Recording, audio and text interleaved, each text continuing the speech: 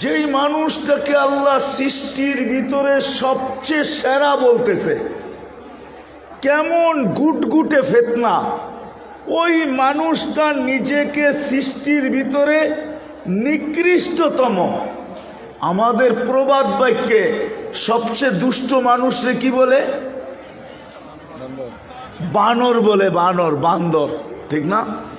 সবচেয়ে দুষ্টটারে কি বলে? হ্যাঁ।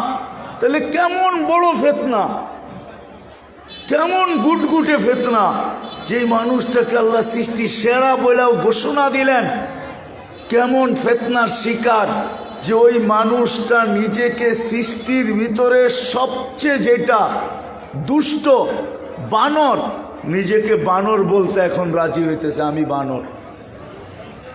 মানে বুঝাইতে পারি না? হ্যাঁ, আল্লাহর রসুল বলতেছে এরকম ফিতনার সময় যে একটা সুন্নতকে ধরা ইমানের সাথে কবরে আসবে, আল্লাহ তাকে 100 শহীদের মালা পড়ায়া স্বাগত জানাবে। তাহলে আসেন আজকে ওয়াদা করি, শুধু মুখে মুখে ভালোবাসা বললে হবে না, ঠিক না? তাইলে ওই প্রবাদ বাক্যই সত্য হবে, মোহ মে শেখ ফরিদ ভূগোল মে, মানে আপনাদের সিলেটে এই প্রবাদ বাক্য নাই, ঠিক না? মোহ মে শেখ ফরিদ ভূগোল মে কি, মুখে তো শেখ ফরিদ বলে ভূগোলের মধ্যে ইট রাইখা। একটা প্রবাদ বাক্য আছে, মোহ মে শেখ ফরিদ ভূগোল মে ইট।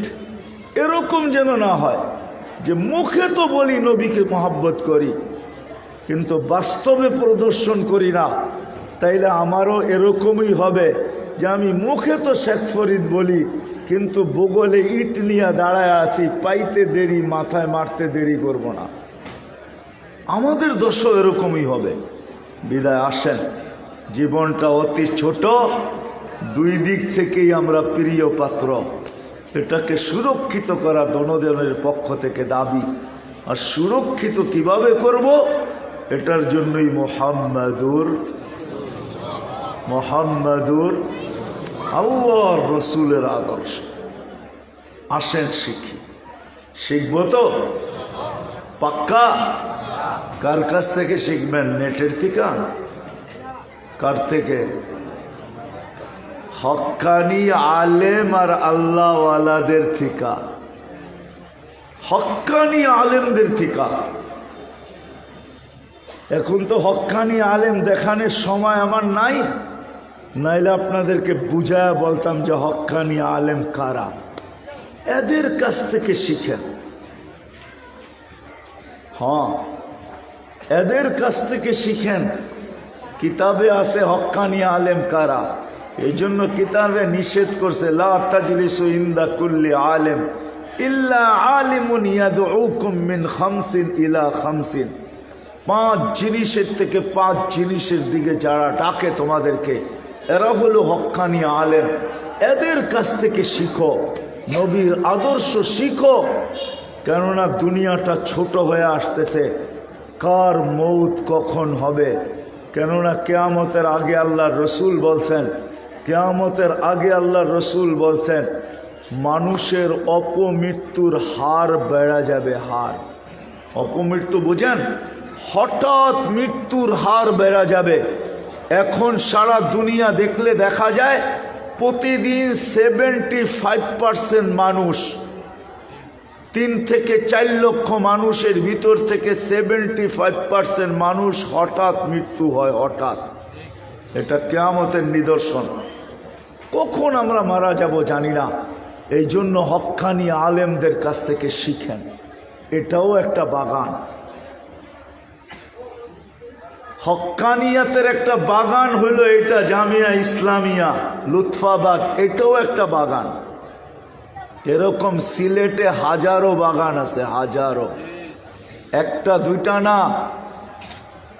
সিলেট বোর্ডালারা বলতে পারবে কত বাগান আছে সিলেটে। সিলেট বোর্ড যেটা, এরা বলতে পারবে ছোট বড় কত বাগান আছে সিলেটের ভিতরে। এদের কাছ থেকে শিখি, একটা সুন্নত হইল নিজের সম্বল বানাই। আমি তো যুবকদেরকে বলি যে তুমি জীবনে একবার হলো চুল কাইটা নিজের কাছে রাখো, কিয়ামতের দিন যখন দেখা হবে তো বলার সুযোগ হবে যে আমি একদিন আপনার স্টাইলে চুল কাটছি, আমাকে কি দিবেন দেন। হাত পাতার সুযোগ হবে। আর যদি একদিনও না কাটলো তো হাত পাতবে, তো পাতবে কি কইরা, ঠিক না? কি হ্যাঁ কি বলেন, কি করে হাত পাতবে? এই জন্য তো আমি বলি আসেন হক্কানি আলেমদের থেকে শিখি। আর সবচেয়ে বড় কথা যেটা, একের ভিতরে 100, আজকের থেকে নামাজ কেউ ছাড়বো না। ওয়াদা পাক্কা? আল্লাহ আমাদেরকে আমল করার তৌফিক দান করেন। কেউ উঠাউঠি করবো না। ওমা আলাইনা ইল্লাল বালাগ। দয়া করে কেউ মুসাফাও করবো না।